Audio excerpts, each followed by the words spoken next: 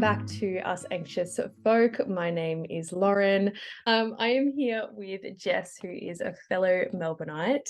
She's also a mum of two beautiful kids, and she's kindly agreed to come on the show and talk about parenting and anxiety, among other things. So welcome, Jess. Thank you for being here. Thank you. Thanks for having me. Pleasure. We're just going to jump straight in again. Can you please tell me your anxiety story? Yeah, sure. So I have generalized anxiety, and it started really impacting my life in my early 20s, which was quite shocking and unexpected at the time. I think it was around 2009, and I experienced my first panic attack at work in the morning. Mhm. Um, and it was really scary. And to this very day, that's probably one of the biggest panic attacks that just stays with me. I think it's probably because it was just so shocking to the system at the time. So I guess that was really the start of my anxiety journey, which Mhm. I really hate saying that word. But Me yeah, too, but there's no other I don't word. know. I know it's like the best way to describe that type of thing. But yeah, it's played a role in my life ever since, really. So to various degrees, Yeah. I've always just had that little aspect of anxiety sort of lingering in the background, and then at various times it may get worse, and then I sort of come back down again. But I definitely see that it's probably going to stick with me now for the rest of my life. And now I think it's more about management. Mhm. Um, and then, in particular, going back a few years ago when I had my second child, about 9 to 10 months in, I got hit with postnatal anxiety as well, Mhm. and just really reached a point of complete burnout. Mhm. Um, and so that combination of postnatal anxiety and then just generalized anxiety was not a good combination. And Yeah. just to add a little bit more fuel to the fire, it was just as COVID kicked in Oh, and yeah. we were going straight into like that very first lockdown that was only going to be 2 weeks. Yeah. It was that time. So that whole time was really triggering. Yeah. Yeah. Yeah. So pretty recent then as well. Yeah. That was, yeah, exactly. Yeah. So that was sort of one of the times of my life where it really impacted me, and it's Mhm. always something now that I reflect on. And Mhm. if I feel myself slipping, automatically my mind goes to that time, Mhm. and which is kind of it's triggering, but it's kind of a good thing as well, because I use it as a bit of a motivator, because I'm like, no, I can't go back down there again. So Yeah. that's sort of my sign to, all right, I've got to start kicking in with strategies to not go back there. Yeah. um but yeah, it was very difficult. Yeah. Yeah. Yeah. I can definitely relate when you said you remember your first panic attack, because it's always the first one's always the the scary traumatic one, isn't it? Yeah, absolutely, Yeah. absolutely. I remember like running out of my office building Yeah. and walking with nowhere in particular in mind, just walking, and it was winter, Mhm. but I was like taking off my coat and like trying to get some air because I felt like I was suffocating. Mhm. It was really awful. Yeah, Yeah. and I just walked and walked.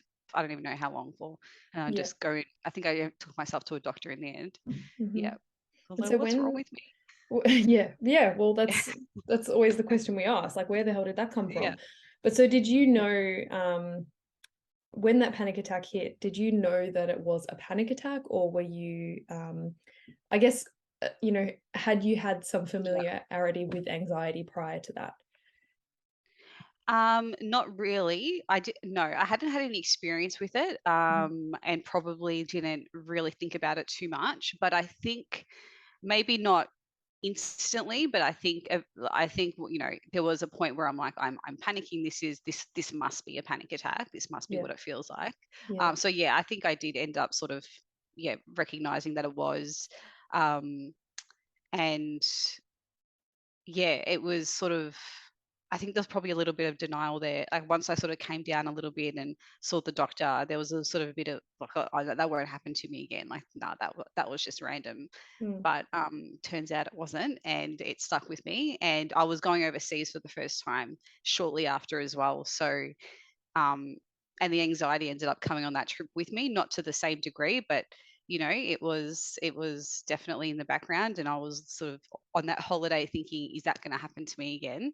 Mm. Um, and yeah, and that's sort of been the cycle of it since, I guess. Yeah. Yeah, Yeah, it's yeah. always like you're like trying to, be cool with it being there, but then it's also like like waiting for it to like come out of left field and fuck everything up. Yeah, well, that's right. Yeah, and I think for a long time, I think for a really long time, particularly, I think it comes with maturity as well. But back then, again, like as I said, I was sort of early 20s, and there was probably a part of me that felt that I couldn't be vulnerable and I couldn't admit that this was something impacting me. Mhm. Whereas these days, I've turned a bit of a corner with it, and I'm way more vocal about it. This is, because the fact of the matter is, it is who I am. It's not who I am, but it is part of it is a part of me, Mhm. and that's okay. Yeah. And it's nothing to be ashamed of. I'm trying not to be as afraid of it, and I think all those little things have made a world of difference, because back then it was sort of like I had to be strong and like, no, I'm fine. And I wouldn't want anyone to know that I was nervous or I was feeling Mm. anxious, and I had to play a role. But that in itself is actually putting so much pressure on top of pressure on top Mhm. of pressure. And it's just really making it a whole lot worse. Yeah. Yeah. Yeah, we're very adverse to admitting those like human parts of ourselves that, Yeah. that are scared and are nervous. Um, That's right. Yeah. yeah, and I think you're right. A lot of it does come, as you get older and you sort of realize it's okay to Yeah. be human. Yeah. That's right. Yeah. That's right. So Yeah. what Yeah. was your you said you went traveling overseas, and what was kind of the next steps following that? I mean, did you start seeing a therapist, or did you sort of just manage it on your own? Yeah, so I think I can't completely remember the timeline, but so I think I went on that trip, came back, was sort of waiting to see how it was going to go, and Mm. then it wasn't getting any better, and in fact, it got quite worse. It got worse in the sense that yeah, I guess I was wanting to stay home all the time. I didn't want to go on social, like go out catch up with friends, and I'd get really worked up about it. And I knew that those things were. Once those things started happening, I was like, okay, I need to get some help. Yeah. And I was also afraid of, um, like my boyfriend at the time, who is now my husband, he has always been fantastic and always very supportive. But at the time, I was afraid that if I continue down this path of pushing people away and isolating myself, Mm. that I may lose him as well. And that was something that I was not willing to risk. So that was Mm. again another motivator. So eventually, yeah, I worked up the courage and said I need to get help, which is the best thing I did. So I reached out to a psychologist, and I was seeing her for pretty much 6 to 7 months. The first 4 months was once a week, and then we sort of, sort of tapered off a little bit as time went on, and I got a little bit more control. Mhm. But that was the best thing I ever did, and till this very day, I still use some of those strategies that, she taught me back then, Mm. and she really made me, or she helped me get more comfortable and understanding it more. I think, Yeah. which is a Yeah. really big thing, because once you have an understanding of what's actually happening, you can sort of, well, it depends on the severity, I guess, but talk to yourself about it when it's happening, Mm. as opposed to, oh my God, like, Yeah. what the hell? But when you have an idea of what is happening, you can try and rationalize it as best as you can, even when you're in that state. Yeah. Yeah. I think there's an element that there's like our lizard brain that's obviously Yeah. operating out of fight or flight, and then there's our rational brain. And if our rational brain doesn't understand, then it can't talk down the lizard brain. So That's right. Yeah. everything's up in the air. Whereas if we Yeah. can get that, if we can understand it a bit more, then we can sort of try and dampen it down a little bit. Yeah. But I'm interested in, the strategies you spoke about. Yeah. Obviously, I know that it changes, as time goes on, and Yeah.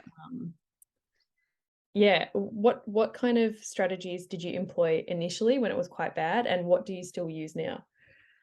Yeah, so I think now it's funny. I think it's not completely different, but quite different, because I feel like my anxiety these days is different. I think Mm. it's actually quite different to the way it was back then. Yeah. Um, and I don't even really know how to articulate, I guess, the two situations, because they're both anxiety, but they sort of manifest in a different way. But I think back then it was really a lot of sort of self-talk and pushing myself to do certain things. I really can't remember exactly. So it was probably, because the severity wasn't. I don't want to say the severity wasn't as bad, because they were both bad, but in different ways. Mm, But these days, I mean, I could probably. I think back then it was more just sort of the breathing techniques, and I can do this, and doing little exposure steps. So, yeah. I am going to go out for dinner with that girlfriend, and I am going to do this little thing. Um, but back then, I think what a big difference was that it was just me and my partner. I didn't have the extra responsibilities of children and, Yeah. work and a mortgage, and just all the pressure and responsibility that comes, with that part of your life. So Hmm. it was easier to, um, it was easier to just try or just do. I Mm, guess I don't know if I'm explaining that very well, but they say there's more responsibility to actively work on things, because there are higher consequences. for sure. Whereas, Yeah. am I sort of, I don't know if I'm getting No, lost in that, but I can completely relate. So yeah. it was like, if I just felt, I think the pressure is higher these days, Hmm. because you have responsibilities of children and things like that, and the risk is greater. So I think back then I was able to sort of not fake it, but I was able just to sort of get on with it Yeah. in a different way. Whereas now I have to work a little bit harder to Yeah. get there. Yeah. Well, I guess Yeah. because when you're looking after just yourself, um, more of your attention can be placed on you. And so, like, I hate to use the word healing, but you know what I mean? Like, Yeah. that looks different to the way it Mhm. does now, whereas you're looking after everyone else and you just have these little pockets of time to work on you. Yeah, Yeah. So that that's right. it's, Yeah. yeah. And I agree that the anxiety looks different. Mine looks totally different now to the way it did back then. Um, and it's interesting having that perspective where you're no longer totally engrossed in it in the way you Mhm. used to be. You sort Yep. of, I find that I'm standing to the side now and watching it rather than being amongst it. Yeah, I would love that. Yes. Yeah, Yeah. that's a really good way to put it. Yeah. Thank you. I I like, you always articulate things so perfectly. Oh, Every time I read I your don't feel Instagram, like I'm a it little. today. Oh no. I remember when I came across your Instagram, and that was really when I had that burnt out postnatal anxiety, which was at the start of COVID. Yeah. And remember being on Instagram and searching for anyone that could relate to the way I was feeling. Because, when you're in that, you feel like you're the only person going through it. And Yes. when I stumbled across you and your page, I was like, "Oh, and you were in Melbourne." I'm like, it's not just me. Like, it's someone just up the road that's feeling the same way. So thank you, because Yeah. that's the great. I mean, social media can have pros and cons, but finding someone that relates to how you're feeling, just it helps so much. Yeah, yeah, finding that connection, I agree. Yeah, I feel the same, and whenever I talk to people on this podcast and just hear the yeah. stories where I see so much of myself in what other people are saying, and it's, Mhm. yeah, it's amazing. But so with Yeah. parenting in Yeah. particular, I can't imagine what that would be like going through P&D while through COVID and as well having generalized anxiety. Like, it's just, that's a lot. That is a lot. It And you was. said that was your Yeah. second child as well. So you Yeah. already had another child to care for. Yeah. Um, I guess when that started, like, you would have probably recognized what was happening to a degree, like, okay, I'm sort of Yeah, struggling here. absolutely. Yeah. It was an experience I had never felt before. So pre-kids, my anxiety was very panic attack based, and it was more isolated. So if I had, it was more, I guess, social. I should probably say it was more a social anxiety back then. Mm, Whereas this particular event, or burnout, as my psychologist called it, it was burnout. It was I felt like I was losing control of my yeah. mind, of myself. I just fell into a really dark place. It was a really black hole, and Mhm. I felt that I couldn't take care of my kids.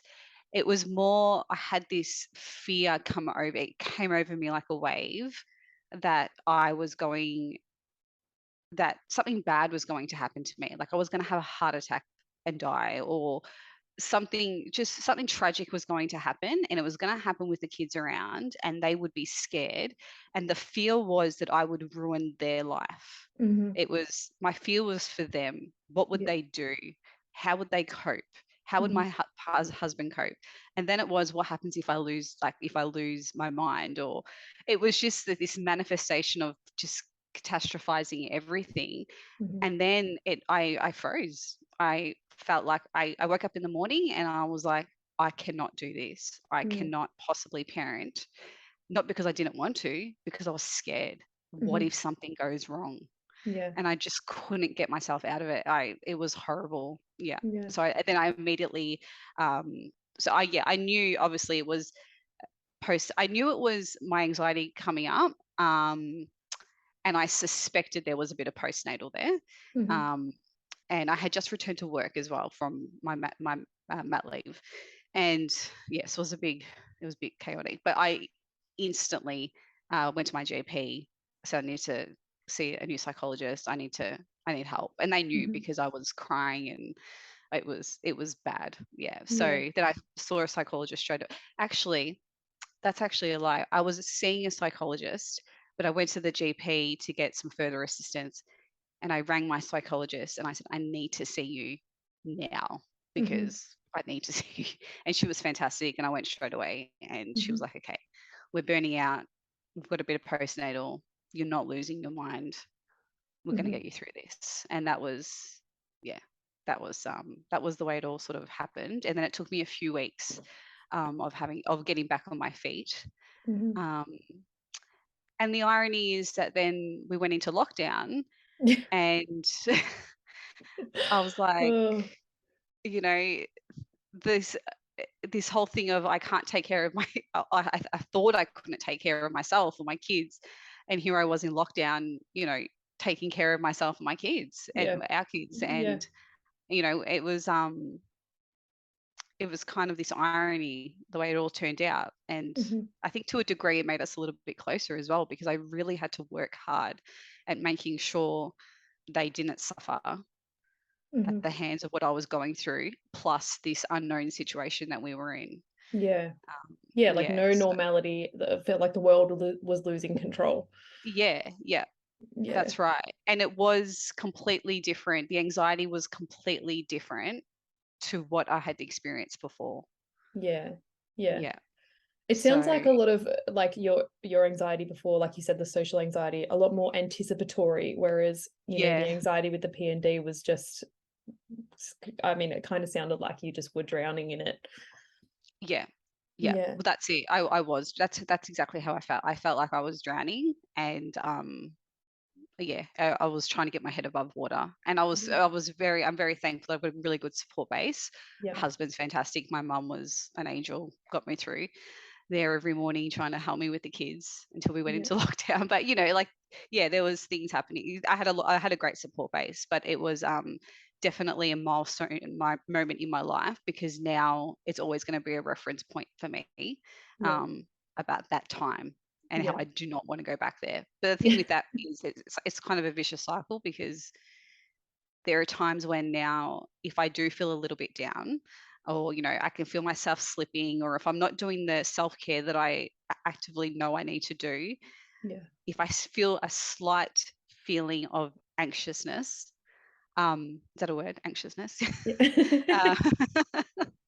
uh, Yes. I start going, oh my god, it's happening again, I'm going back there. Yes. And that Oh, is, I hit the panic button straight away. yeah. Yeah. Yeah, I've said that so many times to my partner, like, it's happening again. And Yeah, he's like, today is not tomorrow. Like, and it's not yesterday. Like, yeah, it's just a bad day today doesn't mean anything. It's okay. And I'm yeah, like, no. yeah, yeah. Yeah. I know, it's like, yeah, Yeah, it's hard. But you already strike me as someone who's so proactive, and I think that's something that people uh I think that's something that people are scared to do a lot of the time, is to reach out and get help. Yeah. Um, because I mean, I guess there's varying reasons, but I know for me, I didn't want to be over dramatic, Hmm. which, was silly because I was living in something so dramatic. And I had antenatal depression. So while I Yeah. was pregnant, and Wow. like reaching out and getting help was the hardest thing for me to do, Mm. because it felt like I was making everything real, you know? Yeah.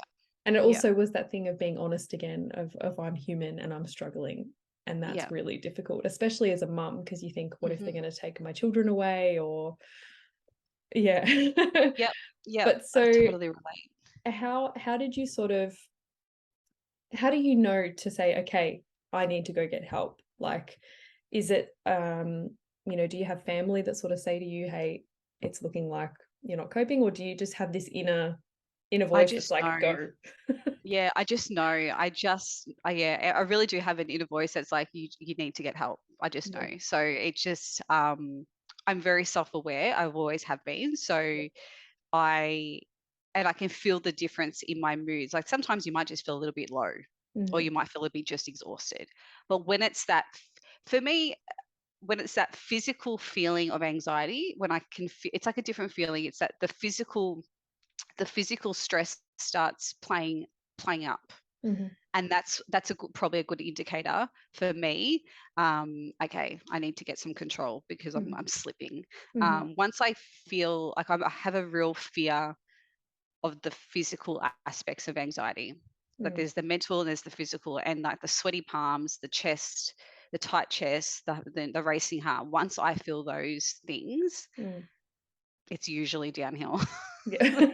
It's or it's Sound the the alarm. signal. Yeah, Yeah. it's the signal where I'm like, "Oh shit, it's happening." And that's generally when I need to really, go and get help. And usually it's at times when I'm feeling particularly overwhelmed. So going back a few months ago, we're in the middle of winter. Both kids are getting sick, because it's just winter and all things are going around through daycare. My youngest one had a bit of an accident and need to have an operation, and it was just this, I got sick, and it was just every week something new, and it was Yeah. just, oh, I'm feeling overwhelmed. Okay, I'm feeling like I'm drowning. I can't do this, and then it's just that panic, panic, panic. Mhm. Everything's going to go wrong, and then I really catastrophize, which I've always done. So I start thinking, oh, I'm not going to cope, and then it's the I'm not going to cope is going to turn into, um, you know, I might have, what if I have another breakdown? What if I need to go into an institution? And I really sort of go really far with it. Yeah. And yeah, and that's usually a pretty clear sign that I need to get help. Yeah. And I do, like, I'm really good. I'm fine with that. So I straight away, because I had to get a new psychologist for different reasons, and I was thankful that my new one is also wonderful. So um, yeah, I instantly reached out to get Mm. help straight away, and That's good. really put some, like, really had to um, make time to get back to doing the things that make a difference for my well-being, because I think Mhm. it's really easy to slip on those things when you have little kids. Mhm. um, and I recognize that when I start lacking in that area, that's when things start going a bit AWOL. Yeah. Yeah. Yeah. And so how do you manage that being a mum? Because yeah, I now only just have two children and I'm 4 months in and it's already fucking hard. So Yeah. how do you, yeah, how do you work? How do you like parent two kids Yeah. and then still manage this self-care? Like what does that look like for you? I don't know how I do it. So I really don't know. I don't know how I do it at all. But no, it's really look, it's a juggle and it's a balance, but it's the little things that go a long way. Yeah. So yeah, I do. And these things sound really cliche, but they really work. And I know that you're across it anyway, but for anyone listening, like, so I journal every night. And journaling is so fantastic. So I'll put down all, the things I'm grateful for, but I really just express myself in Mm. in that and get it off my chest. That's number one. And when I'm writing things down, it's easier to sort of clear things up in my mind a little bit. and set myself little goals and things like that. It's just a way of sort of communicating with myself. And sometimes I just vent to myself in the journal. So journaling is a big thing, but really the other big thing is exercise. So I try to walk. I'm trying to increase walking, but walking, doing a bit of gym at home, and I do actually train. And every time I say it, I laugh because it's so random. I do train Brazilian Jiu Jitsu, Hmm. which is I've been doing it on and off for about a year, Yep. and it's very ironic because I do have a fear of being trapped. I Hmm. have a fear of being trapped mentally, physically. That was a big part of my postnatal, was being trapped in this world and feeling like I didn't have an escape. Yeah. So then I decided to do a sport that's all about being trapped in a physical grapple with someone and having to escape. But Yep. it's the perfect exposure therapy. Yeah, of course. Um, and it's been a real challenge, but that has been wonderful in Yeah. my personal growth in terms of my self confidence, my empowerment, and building resilience, because my resilience level is quite low. And Hmm. to go there every class and be out of my comfort zone and having to escape, and fight back and defend myself, but also staying calm Hmm. and working through something systematically, I feel like that will hopefully translate into my normal everyday life Hmm. and become an association. So when I am feeling stress, or if I am feeling trapped at that social event, or feeling trapped at work, or even at home with the kids, I'm hoping that association of, okay, I need to work through this, will translate into more of an effective way of doing it, as opposed to just sheer panic Hmm. and thinking that I can't. So that's sort of why, or that's why I train jujitsu. And yeah, I don't know if I'm very good at it, but it's fun. And also it's a good way to relieve some stress. So I Yeah. do train two to three times a week, Yeah. and I rotate with my husband, who also trains, and we go different nights, and we do that strategically. So for that hour and a half, we 2 to 3 times a week, we both have that time to ourselves, Hmm. and we go, we train, we just focus on that class, and it's our time out. Um, and that's been a huge part of my self care Yeah. um, journey. And it's funny because when I look back at that winter patch where I did fall pretty hard and had to go back to the psychologist I just mentioned, I hadn't trained for a couple of weeks, and not just jujitsu. Wasn't walking, I wasn't doing gym at home, Mm. kids were sick, I was barely journaling. All those little things that I would normally do just to take a breath, I wasn't doing. And Yeah. then all of a sudden, I fell. Yeah. And I was Yeah. like, hey, what have I not been doing? Okay, it's Yeah. those little All the things that I things I haven't need to been be doing. doing. Yeah, Yeah. exactly. All the things I Yeah. should do. So I yeah. seriously, I honestly got chills when you were talking about jujitsu, not only because your face lit up, Yeah. but also because I love I love that because it's so cliched to talk about exercise and anxiety, Mm, and like, it helps, like you said, it helps to relieve tension, it helps with your immune system. Like there's so many benefits that we yeah, just sort of generalize. yeah, But then I think what you spoke to about your experience with jujitsu mirroring your experience in real life, um, or in, your day-to-day life. So yeah. that sensation of being trapped and then working through that. I think there's so much to be said for just that. Like having that physical way to work through something that's Mhm. otherwise cognitive Yep. is just so so important, and I don't think we acknowledge that enough. So it was so cool to hear you talk about that. And I I think it was Alex that was on the show from Spain. Yeah, he does mixed martial arts. I don't know Okay. if that's kind of the same thing as jujitsu. I don't Yeah. know if I'm like It's tainting it's both of them. no, no, no. Yep. Yeah. And he spoke about how helpful that's been for him. And I mean, that makes me want to try it, because I wonder if it's something that we all need to do, that sort of, like you said, fighting, but staying calm and doing it systematically. Yeah, that's right. Yeah, It's absolutely. Yeah.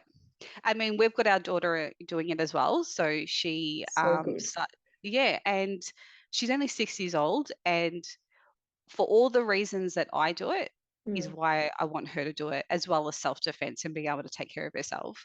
yeah. But even watching her doing jujitsu, her self-confidence and her strength and her just all that sort of empowerment, I can see that transformation happening, and it's fantastic that it's happening at such a young age. Yeah. Because it's same thing. I wonder if that's going to impact. I hope that it will help her navigate life, Hmm. because she's going to have challenges in her life. It's inevitable. Yeah. So if we can set that foundation early, I'm hoping. I'm hoping that it's yeah. I think there's this sort of conception with some of these sports that yeah they're fighting, like you got your it's all about fighting and that type of Mm, thing and violence, but it's actually not. It's yeah. actually quite there's lots of different layers to it, and Yeah. yeah. I mean, I've been in situations where I went to a family function at the start of the year, and uh, I had been to a similar function to this sort of the year prior, where I actually did have a bit of a panic attack, Mm, and it was random, and I actually ended up leaving because I couldn't get a hold on it, and I was mortified mm, afterwards, and I apologized to some of the family, and everyone was fine, but it's not a nice feeling, yeah. and it was horrible. It was just awful. And then this similar event popped up at the start of this year, and initially my mindset went, I'm going to come in a separate car just in case it happens again and I have to leave. That Hmm. was the initial thought. But then I was like, no, no, no, I can do this. I can go and be in an uncomfortable situation and work through it the same way I do at training, same way I do at work. And sort of, I felt this feeling of confidence, like I can do this. Mm, And I did it. Like I went, we had a fun, I stayed, I had a really good time. And there's something that tells me that there is a link there between what I've been yeah. practicing over the year, Yeah. that wasn't there before. I Yeah. hope that's my theory anyway. No, I Yeah. I think that's totally correct. I think, yeah. I get the same thing from yoga. Yeah. And that's helped me learn to stay in a lot of uncomfortable situations as well. Yeah. Yeah. Um, but yeah, so going back to, what you said Mhm. about your techniques, I guess, or your strategies like journaling and things like that. Yeah. Um, obviously those things are hard to do when you're in the thick of things, when you're, feeling really low. Yeah. Um, if there's one that you could pick out that's made the biggest difference, um, which I know is a shit question because they all kind of work together. Like a nice salad Yeah. of techniques. But if there was one that you had to pick out, what would it be, um, to help? Yeah. In terms of when I'm feeling low, Yeah, is that, yeah. In yeah. terms of when I'm feeling low, if I would say seeing a psychologist. Hmm. I Yeah, think that is a form of self-care, and yeah. I think going and getting that help, because I feel I'm sort of thinking about the times that I've been through this, and I think it's that, oh god, I'm falling, I go and get help, I have this, I don't know, there's something about that support or that guidance, and that Hmm. gives me that boost to get back up and then to start those little things again. Right. Yeah. Yeah, do you know what I mean? I think Yeah. that's sort of, I think that's probably what I would say. But sort of going with that as well, I sort of think in terms of your day-to-day things, and I use this even when I'm actually when I'm having a panic attack. So even when I'm so both when I'm feeling low and I'm in a bad place, and if I'm having a panic attack, Hmm. um, fresh air. So if I'm feeling like crap, if I'm sitting at home crying or getting upset about something or feeling panicked, or and I've done this recently at a few functions. I'm at a wedding as an example. I feel the walls closing in. I looked at the person who I was talking to, didn't know who they were, and I said, "I am so sorry.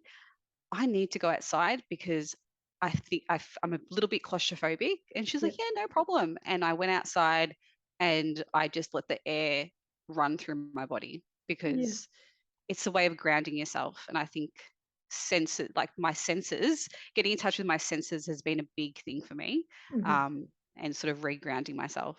Yeah, Yeah. which I Yeah. never used to do back sort of pre that burnout event or pre kids. I never, the stuff like that. I didn't really. I was like, oh no, Yeah, that it's too stuff doesn't simple. work. Yeah, it doesn't work. It's not going to Yeah. work. And then Yeah. now it's like, oh, that works. Yeah. Who That knew? really works. Yeah. Yeah. Yeah. So those little things, and I do that in both situations, which is why I mentioned it. Mm. Yeah. Yeah. I love that. That's awesome. Yeah. Thank you. No And worries. on that note, the question I always ask everyone, what would be your one piece of advice to someone going through a really dark time? God, one thing I would say, I think similar to what I just said would be reach out and Mhm. get help, whether it be to a loved one. If you don't want to go to a psychologist straight off the bat, I think,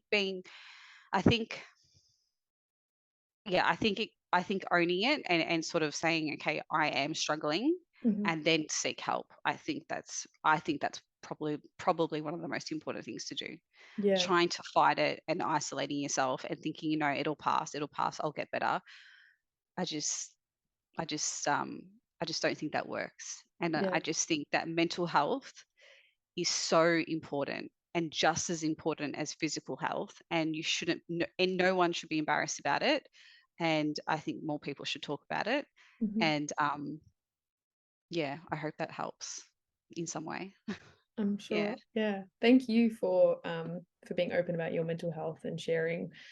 No It's problem. yeah, I know it's a hard thing to do sometimes. Especially with social media, like we're so Yeah. used to sort of posting like little tidbits, but it's hard to sort of come Mhm. out and like here's all Yeah. my my skeletons in my closet. Yeah. 100%. But No, well, yeah, thank you for thank having you. me. It's been really nice being on here and chatting with you. No worries at all.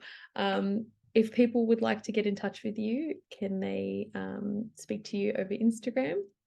Yep. So I do have an Instagram account. I'm happy for you to tag me in Yep, it. cool. And yeah, if I can help anyone, that's fine. Reach out. Yeah. Awesome. Thank you so much, Jess. Thank you. I will link Jess's Instagram in the show notes so you can find her there.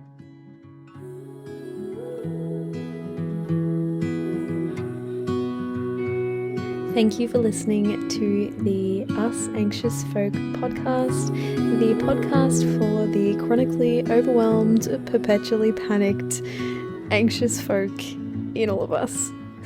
If you would like to find more about me, you can find me on YouTube at Lauren Rose or on Instagram at Lauren R_Rose.